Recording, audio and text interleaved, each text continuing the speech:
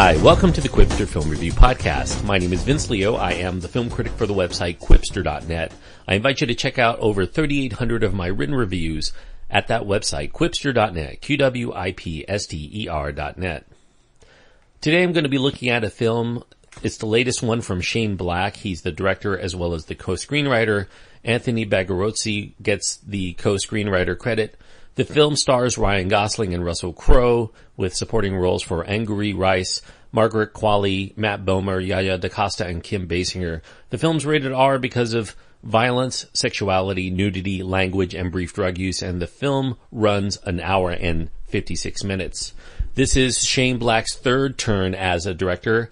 It sees him go back to the style of his debut from 2005 called Kiss Kiss Bang Bang. That one was a comic action mystery that delivered laughs and thrills and two excellent buddy flick performances by Robert Downey Jr. and Val Kilmer.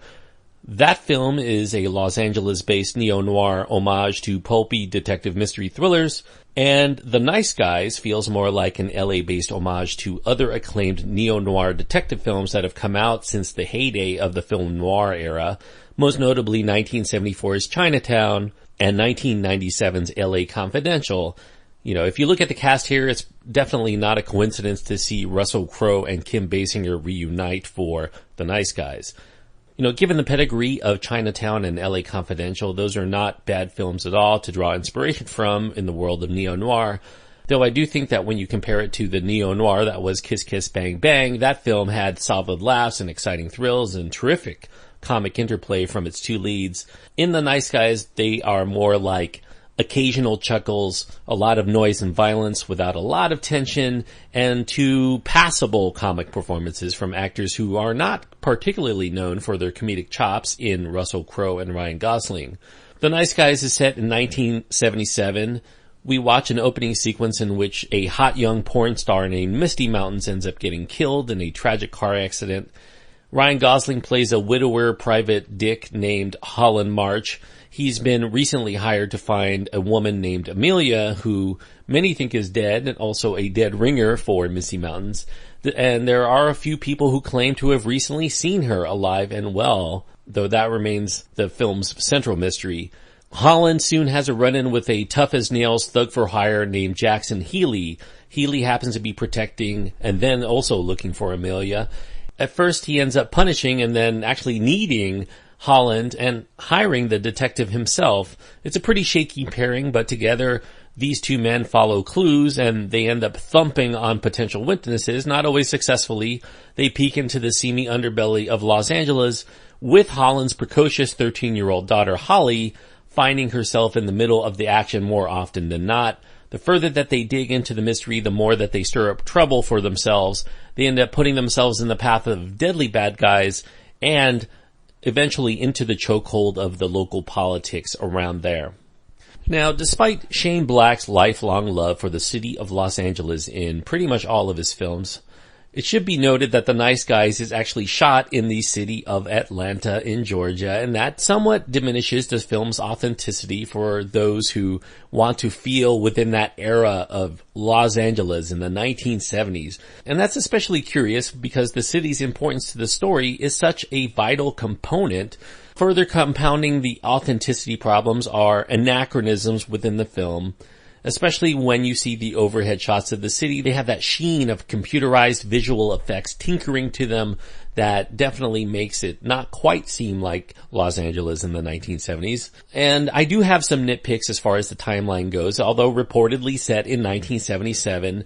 As an aficionado of funk and soul music, I definitely knew a lot of the songs on the soundtrack were not even around in 1977. For instance, we hear the songs September and Boogie Wonderland by Earth, Wind & Fire.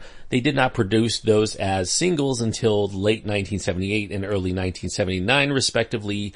You know, some people out there might argue that we see Earth, Wind & Fire within the film because they're performing live at a decadent mansion party, so maybe they had these songs before they recorded them, but They may not have released those songs, but they sound exactly like their released singles, so I think that that's a disingenuous supposition. And if you don't believe me on that, the song Boogie Oogie Oogie by A Taste of Honey, that came out in mid-1978, certainly not on the radios in 1977. Rupert Holmes' Escape, the Pina Colada song, did not come out until 1979, and perhaps the worst of all, Get Down on It by Kool and the Gang did not even get released until 1981, so far beyond 1977. So I'm wondering, were people asleep at the wheel when it came to making this film? It's so easy to find really good songs from 1976 and 1977 that could have easily been used for this film, and yet perhaps they hoped that we just won't care. Hey, it's just a movie, as they say. One of my pet peeves is when people say it's just a movie, as if, you know, you pour millions and millions of dollars into a film that is made by hundreds and hundreds of people, and yet you can't get it right for no apparent reason. And you pay $10 or $15 and 2 hours of your time in order to have the right to not care. Seems kind of absurd to me. Shane Black does have a lot of interesting character touches that do amuse on occasion. There's some unexpected plot developments that lead to a few genuine surprises that will keep your expectations of how the film plays off balance. The tone of the movie lets you know that it's all meant to be silly fun, although I do think that the extreme violence does seem at odds with the overall effect of the comedy.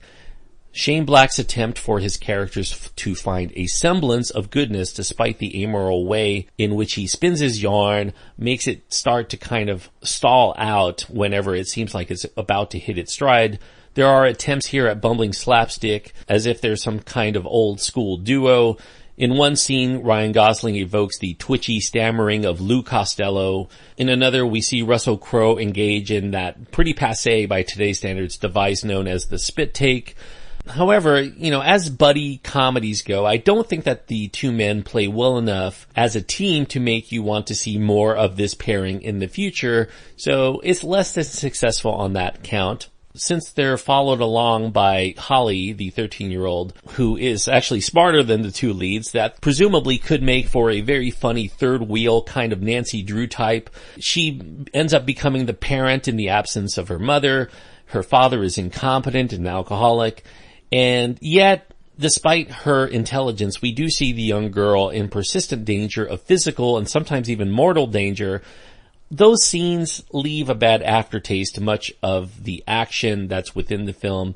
Even when her character is not in the middle of a violent confrontation, her personality is very idealized. It feels very unnatural and very scripted.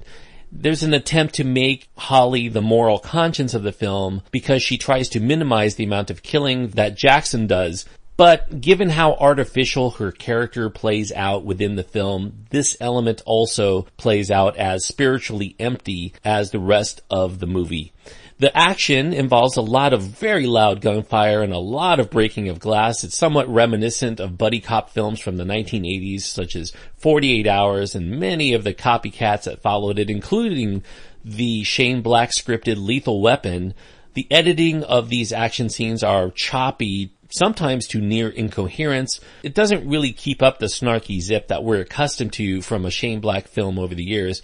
Perhaps if we were invested in these characters, we might find some of these action moments more exciting, and perhaps if the Gosling and Crowe combo were much more fun to watch, we could overlook the overlong and ugly violence because we're rooted in these characters, but unfortunately, their characters are not that likable, despite the film's title proclaiming them as the nice guys. They're not really nice guys. They just happen to be not the bad guys. There's kind of an irony, I guess, to the title. That's kind of the level of the humor here. It's a little tongue-in-cheek here and there, but it never really lands a really solid belly laugh that'll keep you chuckling for minutes and minutes on end, the way that Kiss Kiss Bang Bang was able to do on a number of occasions. In at least two scenes in this film, gunfire erupts that ends up presumably killing innocent bystanders.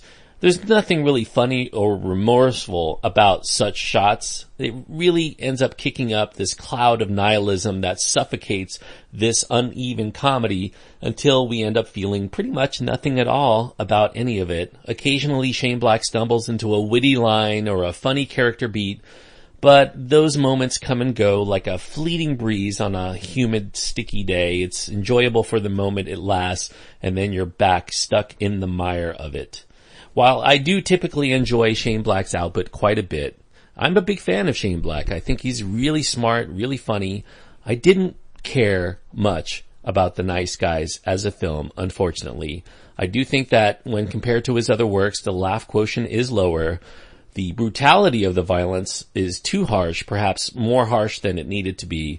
And the characters are so cynical, they're neither very interesting to observe on their own, they're not really that fun to see interact with one another.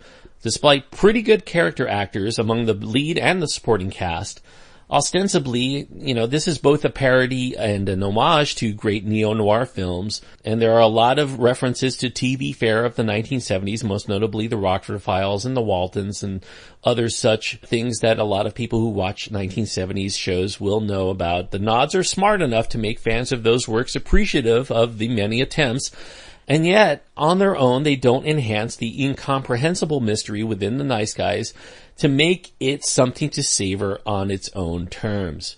Without these little Shane Blackisms, these little moments of these little quips, these bits of slapstick, this film would probably be DOA. Black, as a writer of dialogue, he knows his quips are more clever than most, but the untidy story just is not good enough on its own for us as the viewing audience to be rooted in how it's going to resolve.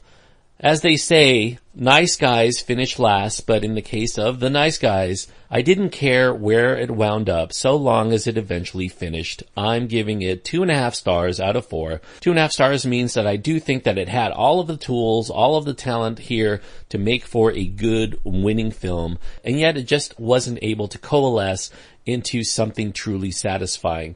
Now, I do realize that this is getting pretty good reviews all around. It's got a 90% fresh rating on Rotten Tomatoes. Obviously, I'm in the minority in being a little bit more critical about the film. This film just is not as good as Kiss Kiss Bang Bang. It's not as good as Lethal Weapon. I do think that it is a misfire. I don't think that it really comes together. It's too uneven for me to recommend blindly to people. 2.5 stars for The Nice Guys. I wish I could be more appreciative and be in the majority, but I have to call it like I see it, as I always do. I try to be truthful in my assessments of films. I do hope you appreciate it, even if you don't always agree. Thanks everyone for listening. I do hope that you enjoyed this review, even though I am going against the tide here. I do encourage you, if this is your first time listening, to click the subscribe button and give me a chance on future reviews and let me know what you think. You can go to my website, quipster.net, and let me know what you think of the show so far. That's QWIPSTER.net. Also, if you happen to be on iTunes or someplace else where you want to leave a review, feel free to do so and let other people know that this is a show worth checking out. That's the Quipster Film Review Podcast. Until next time, thanks for listening. I hope that you enjoy your time anytime you get to go to the movies.